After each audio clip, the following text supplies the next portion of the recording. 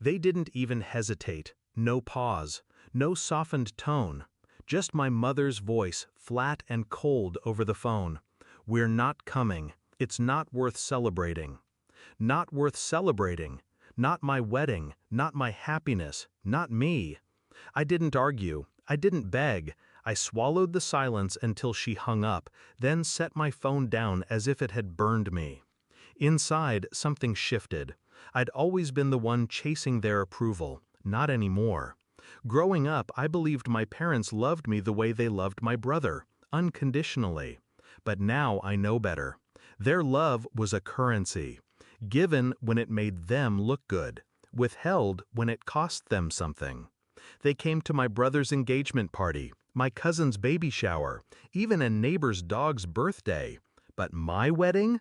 Too inconvenient, too beneath their effort. My fiancé, Daniel, saw the crack in my composure that night. I tried to brush it off, but he just wrapped his arms around me and whispered, "You don't need them there to make it real." He was right. But I needed something else, closure, on my terms. At first, I thought about sending them the photos afterward, let them see what they missed. But that was too easy, too forgettable. I wanted this to stick. The idea came to me when our photographer asked about printing a wedding album. Not just photos, a story, something they couldn't look away from, no matter how much they wanted to. On the day of the wedding, I woke up to the soft glow of morning light on my veil. No parents, no childhood home rituals, no father walking me down the aisle. But I felt weightless. The ceremony was beautiful. Laughter, tears, a moment where Daniel's hands trembled as he slid the ring on my finger. We danced until midnight under a canopy of lights, my chosen family cheering. But the best part came later. 2 days after the wedding, I began crafting the package. I started with the photos, not the polite, posed ones. I chose the raw ones, my eyes brimming with tears as Daniel whispered something only I could hear. My friends holding me in a tight circle on the dance floor. My in-laws lifting me like I was theirs.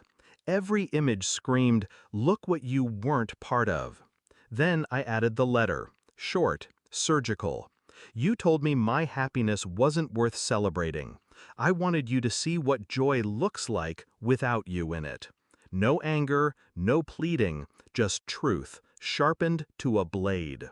Finally, I slipped in one last thing, a wedding invitation. Not the original, a reprint, still sealed, still perfect. So they'd hold in their hands the moment they chose to throw away. 3 days later, the package was delivered. I know because my brother called. What the hell? You sent Mom and Dad the wedding album?" His voice was tight, defensive. I kept my tone light. They said they couldn't be there. I just made sure they could still see it. He hesitated, then muttered, "They're upset." Good. Later that night, my phone lit up with my mother's number. I let it ring. The voicemail was her voice, trembling between rage and something else she'd never admit, regret. "You didn't have to be so cruel," she said. But she was wrong. I did. Because cruelty wasn't what cut her. It was the reminder that life, my life, moved on without her. And it was beautiful. The last time I saw the album was months later, when my aunt let it slip that my parents kept it in a drawer. Not thrown away, not destroyed. Hidden. They couldn't bear to look at it, but they couldn't let it go either. That was enough for me. They thought skipping my wedding would erase them from the story. Instead, I made sure they'd always have a front row seat to their own absence. Some wounds heal, others I keep. This one I framed.